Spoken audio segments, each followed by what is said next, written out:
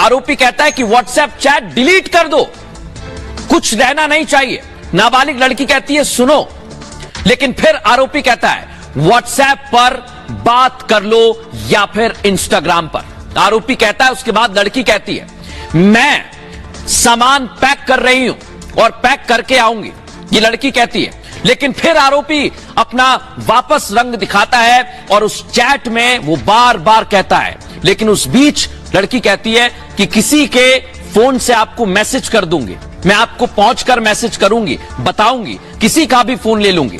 आरोपी कहता है ओके, लेकिन फिर व्हाट्सएप डिलीट कर दो। आप सोचिए, इतनी सी चैट में 3 बार कहता है कि व्हाट्सएप डिलीट कर देना चैट। लड़की हामी भरती है, कहती है हां व्हाट्सएप डिलीट कर दूंगी। क्या मतलब टाइम नहीं है?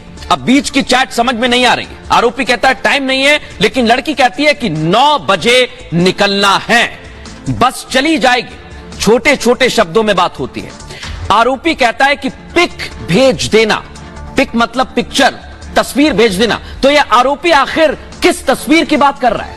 इसकी सोच क्या है? ये कौन सी तस्वीर उस नाबालिग से मांग रहा है? ये मैं आपको आगे बताऊंगा। लेकिन एकाएक जब भारत से लड़कियां पाकिस्तान जा रही हैं या जाना चाहती हैं, उस पर आम जनता क्या कह रही है वो सुनिए पहले। उनकी एक साजिश हो सकती है, क्योंकि वो ऐसा पहले से करते आए हैं और करते ही भी रहेंगे, क्योंकि ना उनकी मेंटलिटी ऐसी है।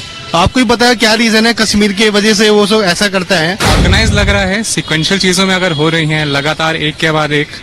पहले अगर विमेन को ऑनलाइन डेटिंग में या एप्लीकेशन के थ्रू अगर लिंक सेटअप किया जाता है और फिर उनको वहां इनवाइट किया जाता है, तो चेकिंग होनी चाहिए इसकी। षड्यंत्र के इस तहत जो सीमा यहाँ भेजी गई है, माँ के आतंकवादी, माँ के आर्मी और एसआईएस, जिनको षड्यंत्र के तहत ही ये सब काम चल रहे हैं। बहुत बड़ा नेटवर्क हुआ है जो जहाँ पे काम कर रहा है। लगता तो है कोई चाल खेल रहा है, क्योंकि इतना आना जाना लोगों का चल रहा है जैसे, तो लगता तो एक चाल है पाकिस्तान की। ये तो बहुत बेहतर हो रहा है, ऐसे होते रहना चाहिए। इधर के लोग वहाँ जाएं, वहाँ के लोग यहाँ आए, आपस में भाईचारा हो, लोग एक दूसरे से शादियाँ करें और मेल मिलाप का माहौल हो और पूरी दुनिया में ऐसे ही रहे। गोशा गोशा मुल्क का आबाद होना चाहिए, बच्चा बच्चा इस वतन का शाद होना चाहिए। मुल्क तो आज़ाद कब का हो चुका, लेकिन जिया हर बशर का ज़हन दिल आज़ाद होना चाहिए। ये उनका फिक्स टारगेट है कि महिलाओं पे इस तरीके से हम करके कुछ न कुछ बड़ा गेम खेलें, क्योंकि चुनाव भी आ रहे हैं। हो सकता है कि इस चुनावों में कुछ ऐसा कोई षड्यंत्र ये करें। कुछ भी हो सकता है, संभावनाएं बहुत हैं, क्योंकि और इसमें पाकिस्तान न्यूज चैनल हम देख रहे थे, तो उसमें ये था कि हिंदुस्तान ने एक ले ली, हमारी हम और लेंगे। तो ये षड्यंत्र पाकिस्तान का बहुत बड़ा, इंडिया में बहुत बड़ा षड्यंत्र है। इस षड्यंत्र को एसआई का पर्दाफाश होनी चाहिए। कहीं ना कहीं इसके पीछे पूरी साजिश है, जो वो हेल्पिंग हैंड यूज कर रहे हैं उन लोगों के लिए जो इंडिया के लिए हेल्पफुल नहीं है, और उन सबको वो मिक्स करके अपने लिए टारगेट सेट कर रहे हैं ताकि इंडिया को डाउनग्रेड किया जाए। तो नई साजिश, उसके साजिश करने के तरीके अलग अलग हैं। पहले था बम ब्लास्ट करता था, आतंकवादी भेजता था कश्मीर में इधर उधर, उसको तो अंदर ही अंदर उसको जो है वो उसको तो एक चल रहा है 71 से जो है कि भारत को किसी न किसी तरह से अंदर से परेशान करे, कमजोर करे। तो लोग कह रहे हैं कि ये साजिश है, लेकिन आज मैं आपको सबूत बताने वाला हूं। पहले उस आरोपी की तस्वीर बताने वाला हूं जो चैट कर रहा था। यही है वो आरोपी जो नाबालिग लड़की से चैट कर रहा था, और इसकी चैट में आपने सुना बार बार कहता है कि डिलीट कर देना, पिक भेजना। लेकिन आईएसआई के इस डर्टी गेम का अब खुलासा हो चुका है दर्शकों। आईएसआई का ये डर्टी प्लान है क्या?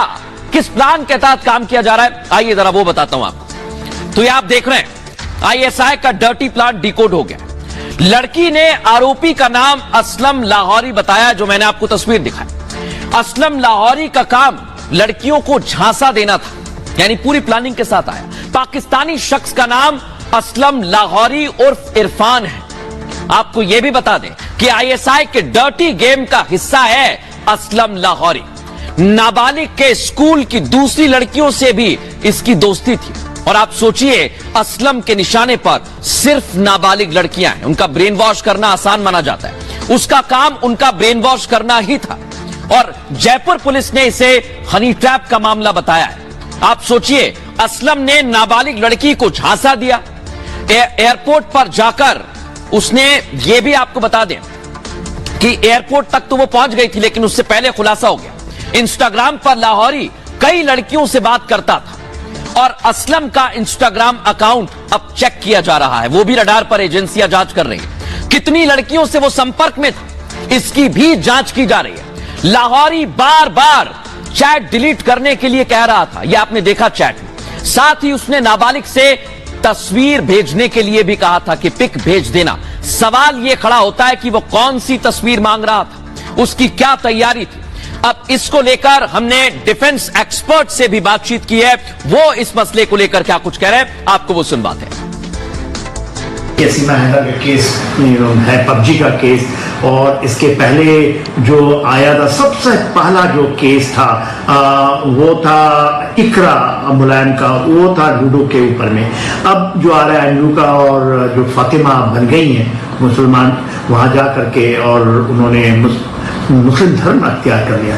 और देखिए किस तरह से और कैसे रिस्पॉन्स है ये सीमा हैदर के केस के बाद, किस तरह के रिस्पॉन्सेज आ रहे हैं और उजागर हो रहे हैं। मैं तो पहले भी कहता रहा हूं कि इस तरह के केसेस आपको बहुत अभी सामने आएंगे, कुछ चल रहे होंगे। आपको चारों तरफ से एक तरह से इंडिया को ये आपको घेरने की है। पहले साउथ से था, फिर देखिए नॉर्थ ईस्ट से भी चीजें आ रही हैं, वो दूसरे तरीके से आती हैं। चाहे रोहिंग्या का मामला हो, अब पाकिस्तान में डायरेक्टली आपको हिट करते हैं। चाहे अब देखिए, पहले ये नाबालिग लड़कियों को ब्रेन वॉश करके बुलाते हैं, उसके बाद क्या करते हैं। अंजू की तस्वीर आप देखिए, ब्रेन वॉश करके बुलाया गया और अंजू वहां पर पहुंच चुके हैं, लेकिन अब प्रपंच रचे जा रहे हैं। कैसे ये नई तस्वीर सामने आई है, अंजू को बाकायदा गिफ्ट दिए जा रहे हैं, तोहफे दिए जा रहे हैं। अगली तस्वीर दिखाइए, स्वागत किया जा रहा है, तोहफे दिए जा रहे हैं, लोग आकर स्वागत कर रहे हैं और स्वागत में ये तोहफे दे रहे हैं। लेकिन सवाल यह खड़ा होता है कि इन तस्वीरों के आने के बाद क्या आईएसआई ने अंजू को फंसा दिया है।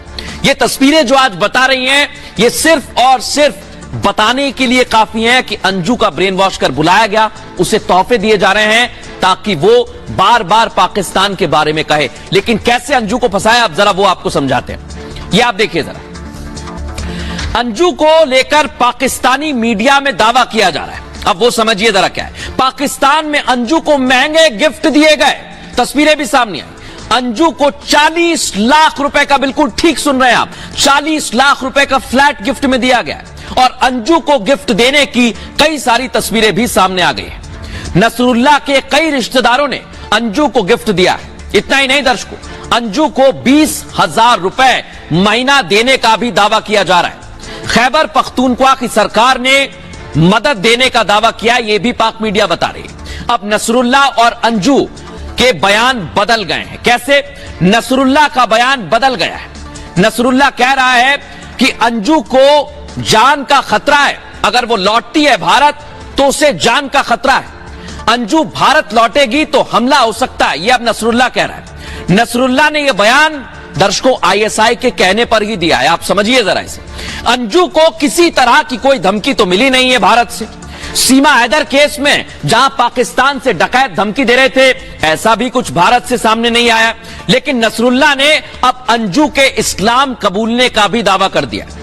कहा है कि इस्लाम कबूलने के बाद पाकिस्तान की नागरिकता मिल जाएगी, बड़ा आसान हो जाएगा। नसरुल्लाह अब अंजू से शादी की बात भी कबूलने लगा है। कैसे बदल रहा है जरा सोचिए आप। दोनों बच्चों को पाकिस्तान लाएगी अंजू, यह भी नसरुल्लाह दावा कर रहा है। इतना ही नहीं, पाकिस्तानी सरकार ने अंजू के बच्चों को भी नागरिकता देने का वादा कर दिया है। और आप सोचिए, पाकिस्तानी सरकार और आईएसआई के इशारे पर ही अंजू को बुलाया गया है।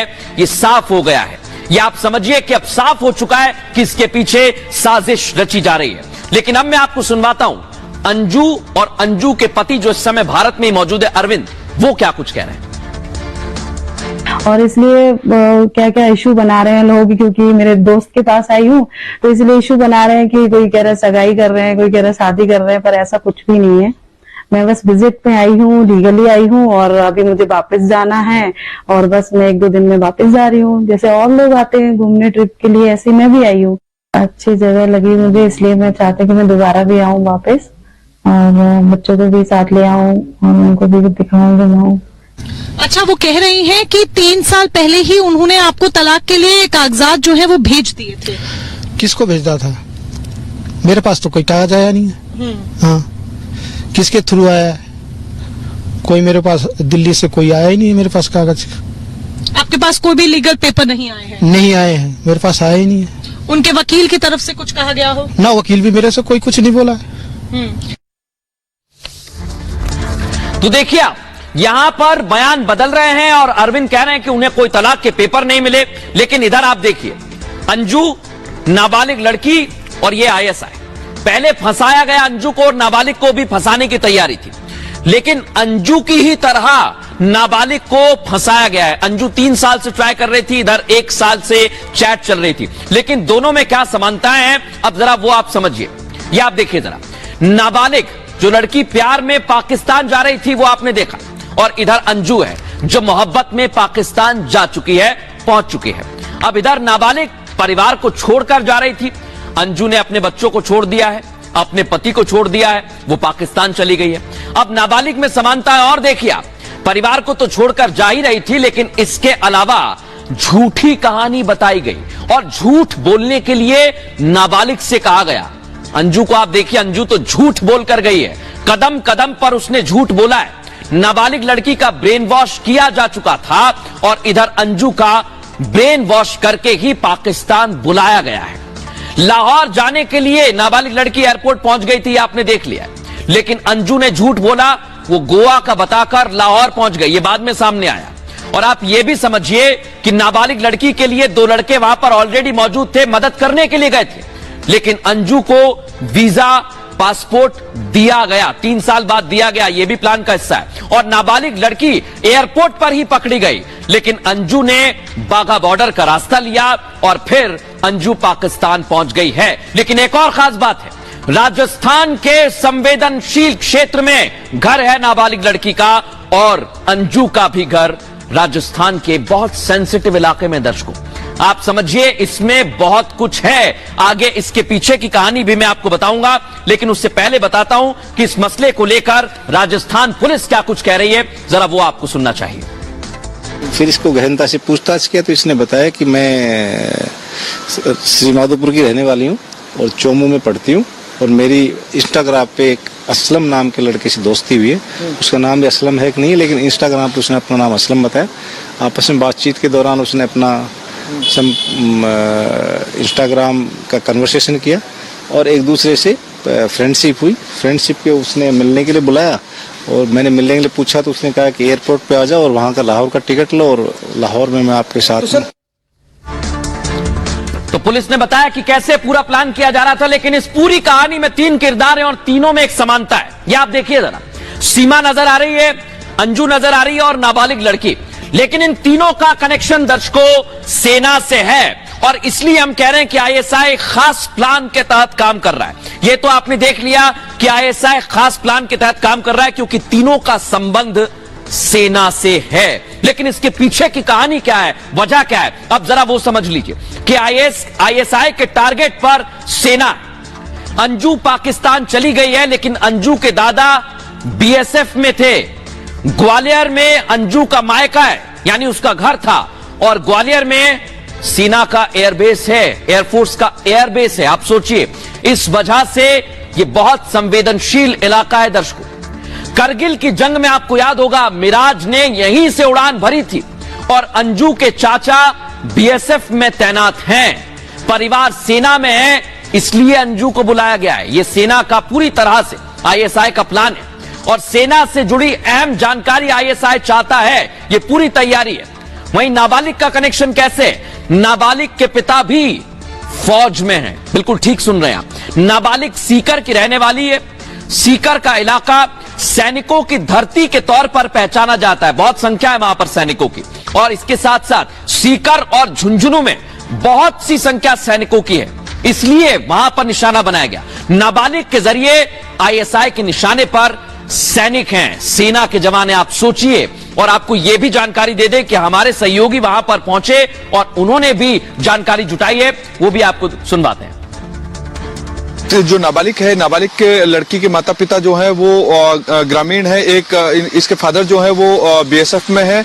तो ये घर से दूर रह करके पढ़ाई करती थी, अपनी बड़ी बहन के साथ में कमरे पर रहती थी। इसकी बड़ी बहन जो है वो जॉब करती थी। लेकिन जब ये पहुंची एयरपोर्ट में, तब उससे पहले ये सिंधी कैंप बस स्टैंड जो जयपुर का है वहां उतरती है। वहां उतर के बस में से नीचे उतर के खरीदारी करती है और एक बुर्का खरीदती है 400 रुपए का। 400 रुपए का बुर्का खरीदने के बाद ये सिटी बस में बैठती है और सिटी बस के जरिए ये पहुंचती है जयपुर एयरपोर्ट। और जयपुर एयरपोर्ट पर बुर्के में ही ये एक काउंटर पे पहुंचती है। एयरलाइंस के काउंटर पे पहुंचने के बाद वहां जाकर के टिकट मांगती है पाकिस्तान का। और वहां से जब टिकट नहीं मिलता है और वापस से दोबारा जाती है और पूछती है कि मेरी टिकट का क्या हुआ। तो इन तमाम सवालों के जवाब जब नहीं मिले तो अचानक से पीछे से इंटेलिजेंस और सीआईएसएफ के जवान जो है वो आते हैं, इसको पूछते हैं, इसको ले जाकर के एयरपोर्ट थाना पुलिस में लेकर के जाते हैं, जहां पर पुलिस ने इससे गहनता से पूछताछ की तो पूरा मामला खुला था। तो अब सवाल यह खड़ा होता है, क्या आईएसआई के निशाने पर हैं सैनिक परिवार, सेना के परिवार? इस पर हमने डिफेंस एक्सपर्ट से बात की है, क्या कुछ कहा उन्होंने, सुनवाते हैं आपको। हनी ट्रैप के माध्यम से पाकिस्तान की इंटेलिजेंस एजेंसी आईएसआई हमारे जवानों को, अफसरों को ऑनलाइन खूबसूरत लड़कियों को बिठा करके और उनके साथ में कुछ प्रेम प्रसंग बना के उन्हें फिर ब्लैकमेल करके सेना की इंफॉर्मेशन निकालने की हमेशा से कोशिश करती आई है। और अब शायद सैनिकों के परिवारों के ऊपर आईएसआई की नजर हो गई है कि किसी प्रकार से, जैसे कि अंजू जिसके दादाजी बीएसएफ में थे और बीएसएफ सेंटर के बिल्कुल साथ उनका घर है, और दूसरा एक नाबालिग लड़की जो कि एक सैनिक के परिवार से है, शायद इन लड़कियों के माध्यम से प्रेशर करके इन सैनिकों को या इन सैनिक के परिवारों को कुछ इंफॉर्मेशन निकालने की वो कोशिश जरूर करती रहेगी। तो यहां पर सेना के सैनिकों को और उनके परिवार वालों को निशाने पर लिया जा रहा है, लेकिन सिर्फ सैनिक नहीं दर्शकों, ये है वैज्ञानिक डीआरडीओ में, और इनको भी निशाने पर लिया गया, हनी ट्रैप में फंसाया गया। यह है प्रदीप कुरुलकर, और इतना ही नहीं, इनको जब जाल में फंसाया गया तो क्या हुआ, अगली तस्वीर दिखाइए जरा। यह ब्रह्मोस मिसाइल और कई सारे ऐसे भी डॉक्यूमेंट, दस्तावेज इनके पास थे जो हनी ट्रैप में शामिल करके ले लिए गए थे। लेकिन आप सोचिए कि सेना के जवानों को और साइंटिस्ट जो वैज्ञानिक रहते हैं उनको निशाने पर लिया जाता है, और इसीलिए आईएसआई इस प्लान के तहत काम करता है। लेकिन अब मैं आपको बता रहा हूं कि कैसे हनी ट्रैप में वैज्ञानिक को फंसाया था। डीआरडीओ के साइंटिस्ट को आईएसआई ने शिकार बना लिया था। इतना ही नहीं, हनी ट्रैप में डीआरडीओ के साइंटिस्ट को फंसाया गया था। साइंटिस्ट ने आईएसआई को गोपनीय सूचनाएं उनसे निकलवाई गई और इसके लिए पूरे प्लान के तहत काम किया गया। दावा यह किया गया कि आईएसआई एजेंट ने ब्रह्मोस से जुड़ी हुई जानकारी मांगी थी। इतना ही नहीं, इस पर साइंटिस्ट ने क्या कहा, मिलने पर रिपोर्ट दिखाएंगे। यह संवेदनशील जानकारी है, मेल पर नहीं भेजी जा सकती, यानी फोन पर नहीं बताई जा सकती, और ब्रह्मोस से जुड़ी हुई यह रिपोर्ट अत्यधिक गोपनीय है। यह कहा गया, रिपोर्ट तब दिखाऊंगा जब निजी तौर पर मुलाकात होगी, साइंटिस्ट ऐसा कहते हैं। डीआरडीओ के साइंटिस्ट पर यह खुलासा चार्जशीट की रिपोर्ट में हुआ, बाकायदा कई पन्नों की चार्जशीट है दर्शकों। महाराष्ट्र एटीएस ने साइंटिस्ट को गिरफ्तार कर लिया था। साइंटिस्ट और आईएसआई जासूस के बीच जो चैट है वो भी चार्जशीट में शामिल की गई। आप सोचिए, डीआरडीओ के वैज्ञानिक के जासूस के साथ चैट से यह खुलासा हुआ है कि कैसे हनी ट्रैप किया जाता है और कैसे इन्हें फंसाया जाता है। लेकिन आप सोचिए, इतना ही नहीं, यहां पर सैनिकों को फंसाया जाता है, वैज्ञानिकों को फंसाया जाता है, लेकिन ये कैसे फंसाते हैं, ये कैसे काम करते हैं, अब जरा वो भी आपको समझना होगा, वो मैं आपको दिखाता हूं। ये देखिए, हनी ट्रैप का शिकार वैज्ञानिक प्रदीप कुरुलकर को जब गिरफ्तार किया गया तब वो डीआरडीओ के research and development establishment laboratory के हेड थे। आप सोचिए, 60 साल डीआरडीओ वैज्ञानिक ने पाकिस्तानी महिला जासूस के जाल में फंसकर देश की सुरक्षा से जुड़ी हुई अति संवेदनशील जानकारी पाकिस्तानी एजेंट को दे दी। वैज्ञानिक पाकिस्तानी हसीना के जाल में फंस गए थे और ऐसे फंसे कि अग्नि मिसाइल, राफेल तक सारे राज उसके सामने खोल दिए। स्क्रीन पर आपको वैज्ञानिक प्रदीप कुरुलकर की तस्वीर दिख रही है। अब हम आपको बताएंगे कि कैसे पाकिस्तानी एजेंट ने डीआरडीओ वैज्ञानिक को फंसाया था। अब आपको बता दें कि बाकायदा इनसे बातचीत की गई थी। इतना ही नहीं, पूरा का पूरा आईएसआई का प्लान था। लड़की ने बात की, लड़की ने बताया कि वो एक स्टूडेंट है, और आपको यह भी जानकारी दे दें, उसने अपना नाम ज़ारा दास गुप्ता बताया था।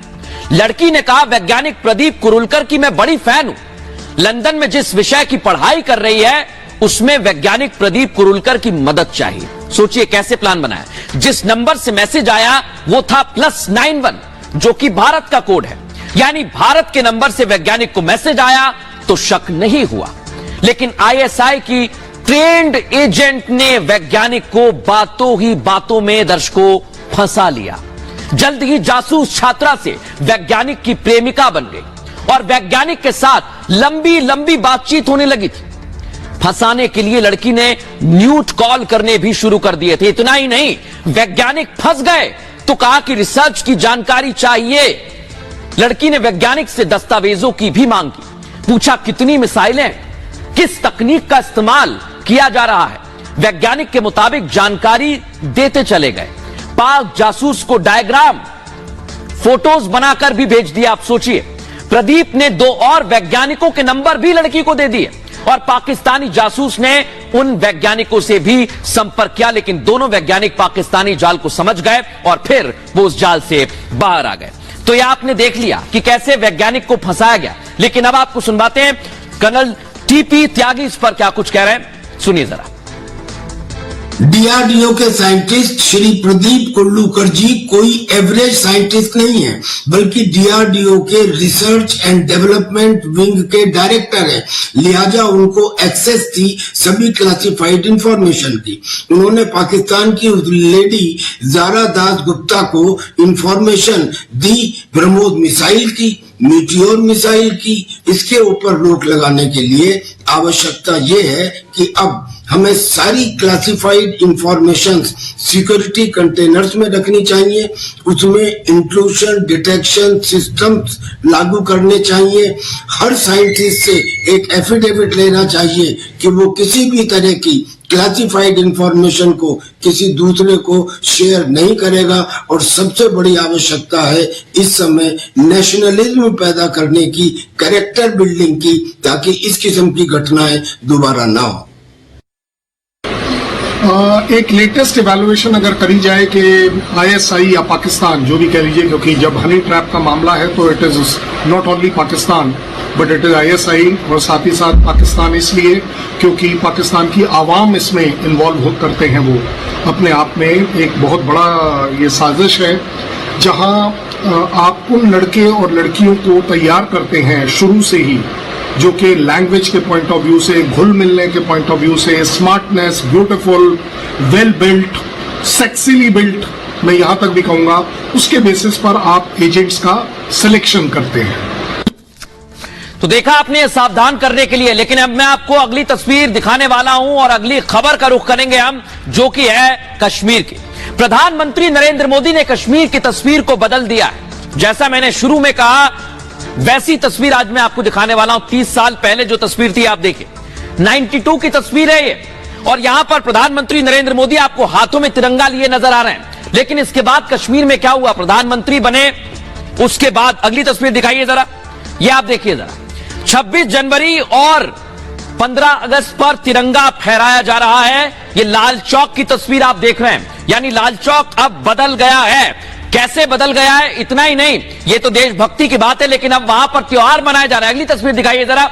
मुहर्रम का आज त्योहार मनाया गया और ये 80 के दशक के बाद आज मनाया गया है दर्शकों त्योहार, ये आगे बताऊंगा। लेकिन आप देखिए कि किस तरह से बड़ी संख्या में लोग शामिल हुए। अगली तस्वीर दिखाइए, महिलाएं भी शामिल हुई हैं। पहले महिलाएं शामिल नहीं होती थी, महिलाओं को भी डर था, लेकिन अब महिलाएं भी शामिल हुई हैं और ये त्योहार मनाया गया है। लेकिन कैसे इस पूरी तस्वीर को प्रधानमंत्री ने बदला है, पहले आप जरा रिपोर्ट देखिए।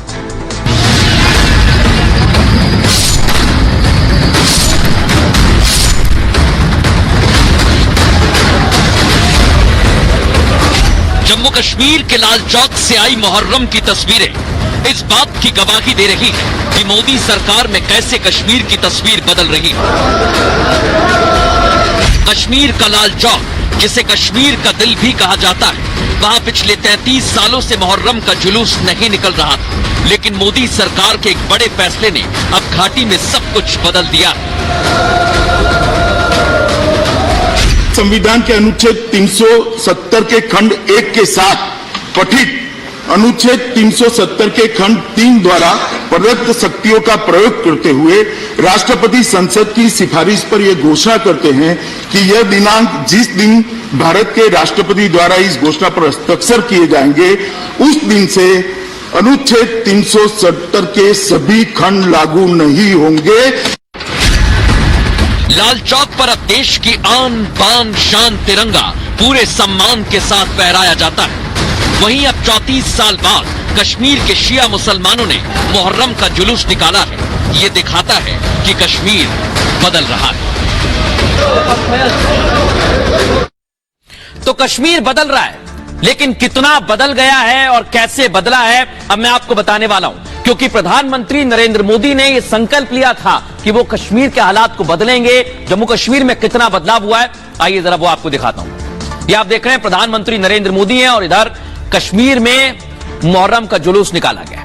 कश्मीर के लाल चौक पर मुहर्रम का जुलूस दर्शकों निकाला गया। और आप सोचिए, ये 34 साल बाद मौका आया जब जुलूस निकाला गया है। सुबह 6 से 8 बजे तक का वक्त था जब इस जुलूस को निकाला गया।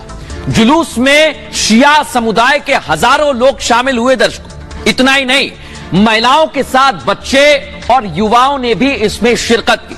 ज्यादातर युवाओं ने पहली बार मुहर्रम का जुलूस देखा। शिया समुदाय की मांग पर केंद्र सरकार ने जुलूस निकालने की इजाजत दी। शिया धर्मगुरु लगातार इस मांग को दोहरा रहे थे और एलजी प्रशासन ने लोगों की बात को सुना, माना और फिर इजाजत दी। शिया समुदाय की मांग एलजी मनोज सिन्हा ने मानी और फिर पूरी व्यवस्थाएं की गई। लेकिन कुछ शर्तों के साथ जुलूस निकालने के लिए कहा गया। इसको मंजूरी तो मिली, लेकिन इस दौरान कहा गया कि राष्ट्र विरोधी नारेबाजी नहीं होनी चाहिए। इस्लामी झंडे के अलावा और कोई दूसरा झंडा नहीं होना चाहिए। साथ ही साथ जुलूस में कोई राष्ट्र विरोधी नारेबाजी तो बिल्कुल भी नहीं चलेगी। प्रशासन ने इसके लिए सुरक्षा के भी दर्शकों पुख्ता इंतजाम किए थे। जगह जगह पर सुरक्षा बलों की तैनाती की गई थी, जवान तैनात थे। मोदी सरकार के इस फैसले से शिया समुदाय में काफी खुशी का माहौल है। लोगों ने एलजी प्रशासन का भी शुक्रिया अदा किया है क्योंकि पूरी व्यवस्थाएं की गई थी। लेकिन जब मुहर्रम का जुलूस निकाला गया, उसके बाद एडीजी विजय कुमार इस पर क्या कुछ कह रहे हैं, अब आपको वो सुनवाते हैं। पुलिस निगम ने बहुत सुरक्षा बंदोबस्त किया है। उसमें हम लोग सिक्योरिटी फोर्स की मदद ली है पूरा, और अमन के साथ हो रहा है, प्रोसेसन चल रही है और इसे सुख शांति यहाँ आएगी, लोगों में भाईचारा बढ़ेगा। तो पुलिस और पब्लिक आवाम के बीच में ट्रस्ट बढ़ा है, उसका एक बहुत बड़ा कंट्रीब्यूशन है कि लॉ ऑर्डर यहाँ ठीक हो गया है। हुआ करते थे, नौजवानों को काफी मिसगाइड किया जाता था, वो चीजें अब देखने को नहीं मिलती। वो तो पिछले 2 साल से बंद हो गया पूरा। उसमें हम पेरेंट्स लोग को ज़्यादा देते हैं, कंट्रीब्यूशन उनका ज़्यादा है कि बच्चों को संभालते हैं, सिखाते हैं, एजुकेट करते हैं। सियासत तो जम्मू कश्मीर में होती रही है, लेकिन आज इस तस्वीर में बहुत से लोग ऐसे भी दिखे जो सियासत से जुड़े हुए हैं। पहली तस्वीर आप देखिए, फारूक अब्दुल्ला इसमें शामिल हुए। इतना ही नहीं, फारूक अब्दुल्ला के अलावा एलजी मनोज सिन्हा भी थे। तस्वीर दिखाइए जरा अगली, ये देखिए एलजी मनोज सिन्हा भी थे। फुल फ्रेम करिए इस तस्वीर को, किस तरह से सुरक्षा के इंतजाम किए गए। एलजी मनोज सिन्हा से मांग की गई थी और फिर इस मांग को सुना गया, कुछ शर्तों के साथ इजाजत दी गई और जुलूस को निकाला गया। लेकिन आप सोच रहे होंगे कि 30 साल पहले जो जुलूस निकलता था उसको बैन क्यों कर दिया गया, आखिर उस पर बैन क्यों लगा था, और 30 साल बाद ये जुलूस क्यों निकाला गया, ये तो आपने देख लिया। लेकिन बैन आखिर क्यों लगाया गया था, क्या उसके पीछे वजह थी, अब जरा मैं आपको वो बताता हूं। कश्मीर की तस्वीर बदल चुकी है। कश्मीर में 1989 में मुहर्रम के जुलूस पर बैन लगा दिया गया था। लाल चौक के रास्ते से गुजरने वाले जुलूस पर बैन लगाया गया था दर्शकों। इतना ही नहीं, 1989 में मुहर्रम के दौरान पाक में जियाउल हक की मौत हो गई थी। जियाउल हक पाकिस्तान के राष्ट्रपति थे और कश्मीर में स्थिति ना बिगड़े, हालात खराब ना हो, इसके लिए बैन लगा दिया गया। दूसरी वजह यह थी कि अलगाववादी तत्व इसमें शामिल होते थे। वहीं आतंकी संगठन इस दौरान भारत विरोधी माहौल बनाते थे। इतना ही नहीं, राष्ट्र विरोधी नारों के साथ युवाओं को उकसाने की कोशिश होती थी उस दौर में, लेकिन अब तस्वीर बदल चुकी है। बैन के बावजूद जेकेएलएफ ने जुलूस निकालने की कई बार कोशिश की है। आतंकी यासीन मलिक के इशारे पर जुलूस निकाला जाता था। इस दौरान कई बार सुरक्षा बलों के साथ झड़प हो गई। हिंसा की बढ़ती घटनाओं को लेकर जुलूस को बैन करने का फैसला लिया गया। इस बार भी कई दौर की बातचीत के बाद मंजूरी मिली है। शांतिपूर्ण जुलूस निकालने के आश्वासन के बाद ही इजाजत दी गई है, लेकिन प्रशासन के तमाम अधिकारी मौजूद थे। अब आपको यह भी बताता हूं कि एलजी मनोज सिन्हा ने इसको लेकर क्या कुछ कहा है, वो आपको सुनना चाहिए। आज मुझे आपको सूचना देते हुए बस 30 वर्ष बाद आज मुसलमान जुलूस शांति के साथ पूरे श्रीनगर की सड़कों को होते हुए अब वो वापस लौट रहा है। धार्मिक आयोजनों में राजनीति की जाए, मैं समझता हूँ ये सबसे गलत बात है। और इसलिए मैं आप सबसे कहता हूँ भाई ये जो सूफिज्म है, ये मोहब्बत है, ये हम सब आपस में कायम रखें, शांति सद्भाव बनाए रखें। और मुझे लगता है कि अब यहाँ के युवा में नई आकांक्षाएं, नए सपने जन्म लेने लगे और दूसरे दिन एक नया स्टार्टअप अब कश्मीर में आ रहा है। तो देखा आपने एलजी मनोज सिन्हा क्या कह रहे थे, लेकिन कश्मीर अब बदल चुका है। कश्मीर कैसे बदला है, इसके पीछे का बड़ा कारण क्या है, तो आपके जहन में आता होगा 370 जिस धारा को मोदी सरकार ने हटाया है, उसके आने के बाद आखिर जम्मू कश्मीर में कितना बदलाव हुआ है, अब मैं आपको वो बताने वाला हूं। आइए दिखाते हैं। तो ये देखिए 5 अगस्त 2019 वो दिन था जब जम्मू कश्मीर का खास दर्जा खत्म किया गया। मोदी सरकार ने धारा 370 को हटा दिया और तब से लेकर अब तक कश्मीर में कई बड़े बदलाव हुए हैं। दर्शकों, कैसे 2018 में कश्मीर में करीब 417 आतंकी घटनाएं हुई, 370 के बाद ये घट गई 229 पर आ गई है, जो 2021 का आंकड़ा है। इतना ही नहीं, सक्रिय आतंकियों की संख्या 100 से कम हो गई है। आतंक का समर्थन करने वालों के खिलाफ भी लगातार एक्शन लिया गया है। इतना ही नहीं, एनआईए से लेकर ईडी की टीम लगातार वहां पर कार्रवाई कर रही है। कई ठिकानों पर छापा मारा गया है। सरकार युवाओं को नौकरी और रोजगार से भी जोड़ने का काम कर रही है। 2019 के बाद अब तक 30,000 से ज्यादा लोगों को नौकरी मिली है। यह आंकड़ा बहुत बड़ा है। लगभग 5.2 लाख युवाओं को स्वरोजगार से जोड़ा गया है और आतंकी घटनाएं कम होने की वजह से विकास को रफ्तार मिल रही है। दर्शकों, आजादी के बाद 7 दशकों में 17,000 करोड़ का निवेश हुआ है। और आपको यह भी बता दें, 2019 के बाद अब तक 38,000 करोड़ से ज्यादा का निवेश हुआ है। भाई, मोदी सरकार के अगर कार्यकाल की बात करें तो 58,000 करोड़ के विकास प्रोजेक्ट यहां पर शुरू किए गए सरकार की तरफ से। और आप यह भी सोचिए, रोड, पावर, हेल्थ, शिक्षा और टूरिज्म सभी क्षेत्रों में विकास हुआ और यह बहुत जरूरी है। कश्मीर में अब तेजी से सड़कें भी बन रही हैं। 2019 से पहले 6.4 किलोमीटर सड़क बनती थी। 370 के बाद यह आंकड़ा 20.4, लगभग 21 किलोमीटर सड़क लगातार बन रही है। तो यह बदलाव आपने देखा है कि अभी तक 370 के हटने के बाद बदलाव हुए हैं।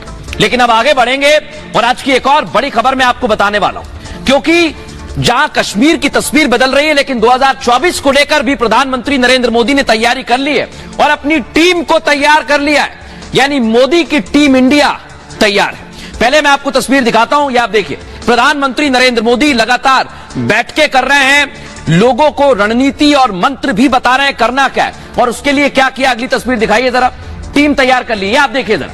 ये बड़े चेहरे हैं, राजस्थान से वसुंधरा राजे सिंधिया हैं, रमन सिंह है और आपको यह भी बता दें कि ऐसे कई चेहरे हैं। ये कुछ खास चेहरे आपको नजर आ रहे होंगे, लेकिन इसके बाद प्रधानमंत्री मोदी ने कई सारे चेहरों को लिया है और हर राज्य में राजनीतिक समीकरण, जातीय समीकरण को भी ध्यान में रखा है। लेकिन मोदी की टीम कैसे है, क्या है इसमें खास, रिपोर्ट देखिए।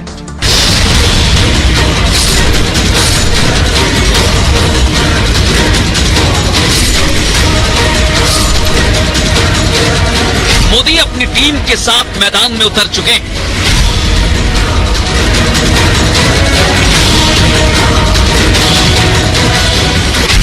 बीजेपी अध्यक्ष जेपी नड्डा ने मोदी की टीम का ऐलान कर दिया है।